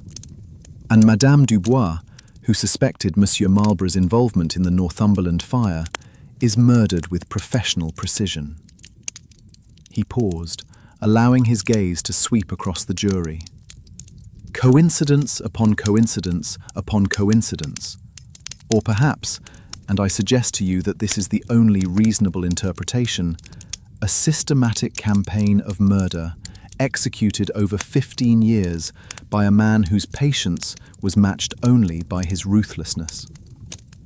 The jury deliberated for less than 2 hours before returning a verdict of guilty on all counts.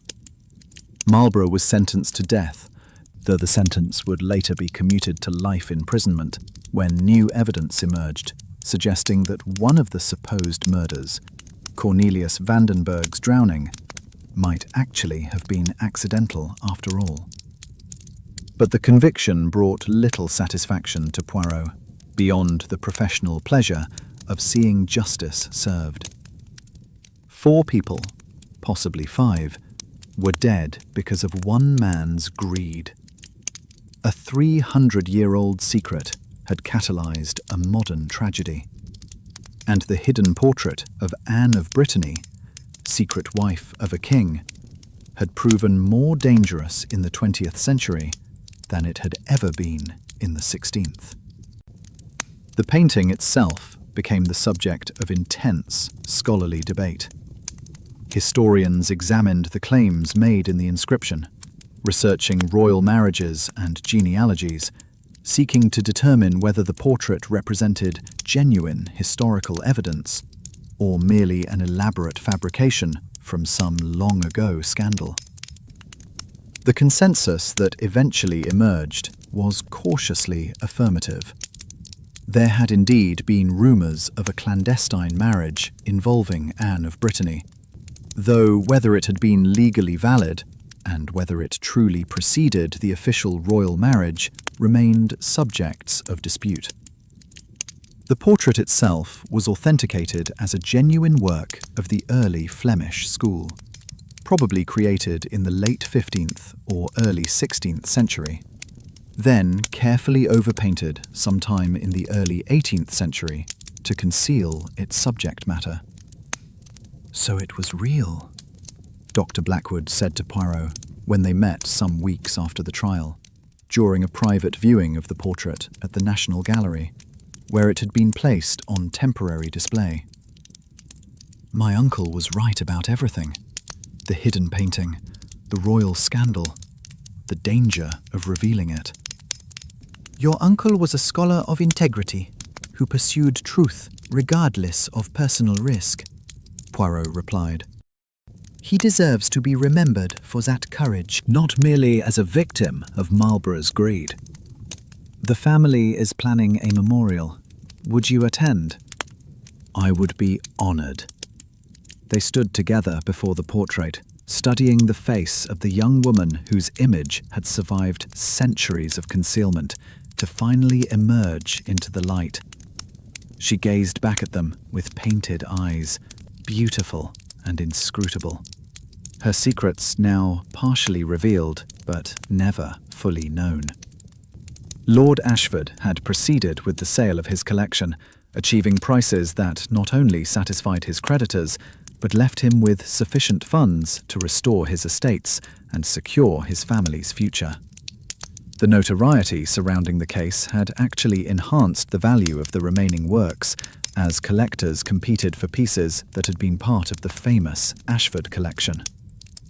"I should thank you, Monsieur Poirot," Lord Ashford said when he called at Whitehaven Mansions to deliver that news. "You saved my family from more than financial ruin. You saved us from the shadow of murder and mystery that had fallen upon us."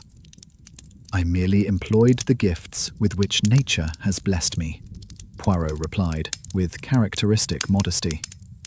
"The little grey cells, the commitment to truth and justice, these are the tools of my profession.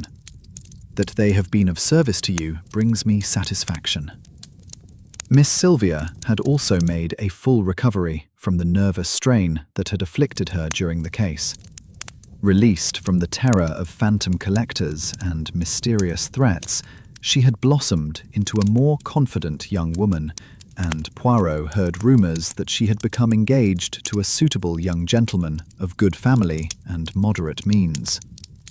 "A happy ending for some, at least," he remarked to Japp when the inspector visited to share the news. "As happy as can be expected when 4 people are dead," Japp replied. "Though I'll grant you that Marlborough being locked up is better than him remaining free to kill again. Justice is rarely perfect, mon ami, but it is better than injustice. Better than allowing the guilty to escape and the innocent to suffer. We do what we can, and we take our satisfaction from the victories we achieve." The case of the Phantom Collector was officially closed, filed away in Scotland Yard's records as one of the more unusual investigations in the annals of British crime. But for Hercule Poirot, it remained a reminder of how the past could reach across centuries to poison the present, how greed could corrupt even the most refined and cultured individuals, and how the patient work of investigation could eventually bring the darkest secrets into the light. Chapter 9. Reflections. Weeks passed, and London settled back into its accustomed rhythms. The sensation surrounding the Phantom Collector gradually faded from the headlines, replaced by new scandals and mysteries. But for Poirot, the case lingered in his thoughts, its implications continuing to resonate long after its practical resolution. He sat one evening in his comfortable flat, a fire crackling in the grate, reviewing his notes on the case with the meticulousness that characterized all his work. The documents were arranged before him in neat stacks: witness statements, forensic reports, historical records, photographs of the crime scenes and the victims. 4 murders confirmed, possibly 5. A conspiracy spanning 15 years. A secret concealed for 300 years. All the threads now tied together, the pattern fully revealed, the mystery solved. And yet, Poirot murmured aloud to the empty room, there are questions that remain unanswered. Not about Marlborough's guilt, which is certain, but about the larger implications of what we have uncovered. He rose and moved to the window, gazing down at the London street below.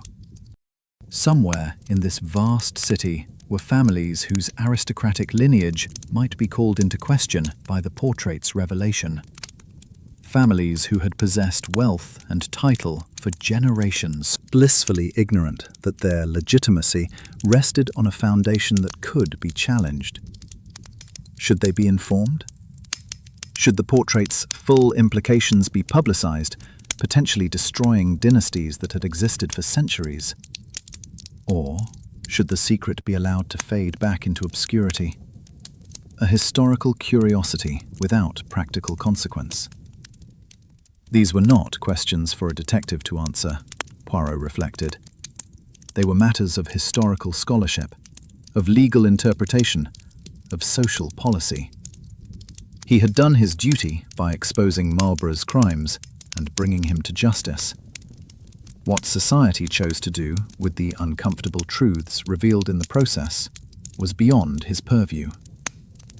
His meditation was interrupted by the arrival of George with the Evening Post.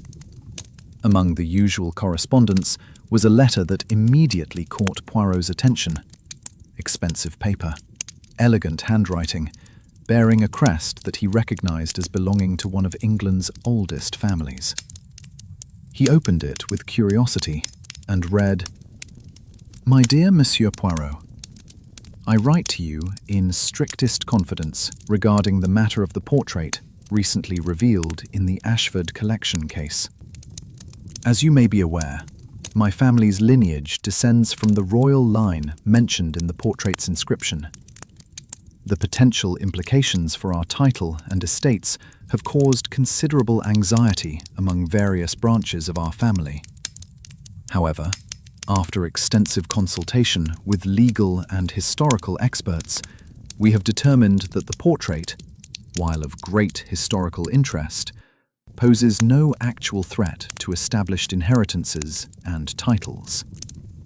The marriage it depicts, if it occurred at all, was never officially recognized by the Church or Crown, and subsequent legal precedents have confirmed the legitimacy of the official royal line. I share this information with you, not to seek your advice or assistance, but merely to assure you that the portrait you help to reveal will not destroy the families whose connection to it you so carefully investigated. The past may cast long shadows, as you observed, but the present has sufficient strength to withstand them. We have also decided, as a family, to make a substantial donation to a charitable fund in the name of Madame Celeste Dubois, whose tragic death brought this matter to resolution. It seems the least we can do to honor her memory and the courage she showed in pursuing truth. With gratitude and respect, etc." Poirot read the letter twice, then carefully folded it and placed it in his files, so the portrait would claim no further victims beyond those Marlborough had already killed. The aristocratic families had determined that their positions were secure despite the revelations, and they chose to honour Madame Dubois rather than resent her for uncovering dangerous truths. It was, he reflected, as satisfactory a resolution as could be expected from such a tangled affair. A knock at the door announced Dr. Simon Blackwood, who had requested this meeting to discuss certain matters relating to his uncle's estate and legacy. Poirot received him with courtesy, offering refreshment and inviting him to be seated. "I wanted to thank you again, Monsieur Poirot," Blackwood began. "Not merely for solving the murders and bringing Marlborough to justice, but for vindicating my uncle's work. Edmund Blackwood was dismissed as an obsessive, possibly mad, pursuing phantoms and conspiracies. But you proved that he was right about everything. The hidden portrait, the danger of revealing it, even his own murder. Your uncle was a scholar of integrity, as I have said. His work deserves recognition. I'm arranging to have his research published, properly edited and annotated, of course, but preserving his insights into the Ashford collection's history. It should be a significant contribution to art historical scholarship. I am certain it will be, and the 3 paintings that were extorted from your ancestor. Have you decided what to do about your claim to them?"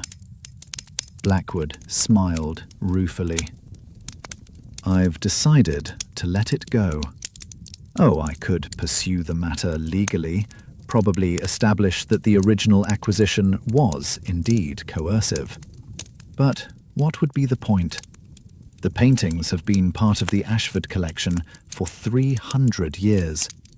They've been exhibited, studied, loved. To remove them now would serve no purpose beyond satisfying my own sense of historical grievance. And I've learned from this case that clinging to the past's injustices can lead only to tragedy. A wise decision, if I may say so. Though I hope you will ensure that the true history of those acquisitions becomes part of the scholarly record." "Oh, certainly. Truth should be preserved, even when legal claims are relinquished. My uncle would have approved." After Blackwood departed, Poirot sat for a long time in contemplation. The case had begun with phantom collectors and curses, with theatrical mysteries and supernatural suggestions. But beneath all that theatrical misdirection had been the most ordinary of motives: greed, pure and simple. Marlborough had recognized an opportunity for enormous profit through blackmail, and had been willing to kill anyone who threatened that opportunity. The phantoms had all been revealed as stage effects, the curses as psychological manipulation, the mysterious sightings as deliberate suggestions planted in susceptible minds. Reality had proven more prosaic, but also more terrible than any Gothic romance. Just ordinary human evil, dressed up in atmospheric trappings to conceal its fundamental banality. "And yet," Poirot murmured to himself, "there was something almost phantom-like about Marlborough himself. A cultured, sophisticated man who hid a murderer's soul beneath layers of refinement and professional competence. Which was the true Reginald Marlborough? The respected gallery owner who served London's cultural elite, or the calculating killer who murdered 4 people over 15 years? Perhaps both were real. Perhaps both were masks. Perhaps the truth of human nature is that we all contain multitudes, and only circumstances determine which aspect of ourselves we reveal. These were philosophical questions, rather than detective ones. But Poirot allowed himself such contemplations, now that the practical work was complete. The little grey cells deserved their rest, having laboured so diligently to untangle the mystery. He rose and prepared to retire for the evening, but paused at his bedroom door to look back at his sitting room, the scene of so many investigations, so many mysteries solved, so many triumphs of reason over chaos. The Phantom Collector case would take its place among his most memorable investigations. Not because of any particular brilliance in its solution. Indeed, the solution had been relatively straightforward once the key insight about the hidden portrait had been achieved, but because of what it revealed about the persistence of the past's influence on the present, about the dangers of secrets concealed, and about the terrible price of greed unchecked by conscience. Justice had been served. Truth had been revealed. The guilty had been punished, and the innocent protected. These were the metrics by which Hercule Poirot measured success. And by these metrics, the case had concluded satisfactorily. The little grey cells could rest, knowing they had done their duty once more. Chapter 10. Departure. 3 months after Marlborough's conviction, Poirot found himself once again invited to the Marlborough Gallery, though it bore that name no longer, having been purchased by a consortium of dealers and renamed the Mayfair Gallery. The new owners were hosting a special exhibition of the Ashford collection's remaining works, a final public viewing before the pieces were dispersed to their new owners. Poirot attended the opening, moving through the familiar rooms that now held very different associations for him. Where once he had seen vandalism and theft, he now saw merely beautiful art, its history both honoured and complicated by recent revelations. Lord and Lady Ashford were present, looking considerably more relaxed than when he had first encountered them. The financial pressures that had driven them to consider selling had been resolved. The murders that had haunted them had been explained and avenged. They greeted Poirot warmly. "We owe you everything, Monsieur Poirot," Lady Constance said. "Not merely the resolution of the crimes, though that is certainly significant, but you gave us back our peace of mind, our ability to move forward without fear." "I am glad to have been of service, madame." "And your daughter? She is well?" "Very well indeed. Engaged to be married to a most suitable young man. The terror she experienced during those dark weeks has completely faded." Miss Sylvia herself appeared, radiant in a gown of pale blue, her earlier nervous fragility replaced by evident happiness. She thanked Poirot with genuine warmth, then moved on to greet other guests. Her fiancé, a pleasant-faced young man with an air of solid dependability, at her side. Dr. Blackwood was also among the attendees, his presence no longer controversial now that his historical claims had been acknowledged, even as his legal claims had been voluntarily relinquished. He stood before the 3 paintings that his ancestor had been forced to surrender, studying them with an expression that combined melancholy with satisfaction. "Strange to think," he remarked when Poirot joined him, "that these works were the cause of so much tragedy across 3 centuries. Beautiful in themselves, but tainted by the history of their acquisition and concealment." "All art carries history," Poirot observed. "Sometimes that history is dark, but the beauty remains regardless of the circumstances of ownership." Philosophically sound, if aesthetically uncomfortable. But I suppose you're right. My uncle would have said the same. The truth and beauty can coexist even when truth reveals ugliness. The centerpiece of the exhibition was, inevitably, the Van Eyck with its now revealed hidden portrait. The conservation team had managed to create a display that showed both the 18th century overpainting and the 16th century portrait beneath through clever use of imaging and lighting. Visitors could see how the work had appeared for 300 years, then view the hidden masterpiece that Cornelius Vandermeer had accidentally discovered. The young woman's face gazed out at the viewers with painted serenity, beautiful and mysterious. Her secret now revealed, but her full story still unknown and perhaps unknowable. Scholars continued to debate the legitimacy of her claimed royal marriage, the accuracy of the inscription, the political motivations that might have led to the portrait's concealment. But for the viewing public, she remained simply a beautiful woman, a masterpiece of early Flemish painting, a window into a long vanished world. Poirot stood before the portrait for several minutes, lost in contemplation. How many lives had this painting touched across the centuries? How many more would it influence through the historical questions it raised and perhaps never fully answered?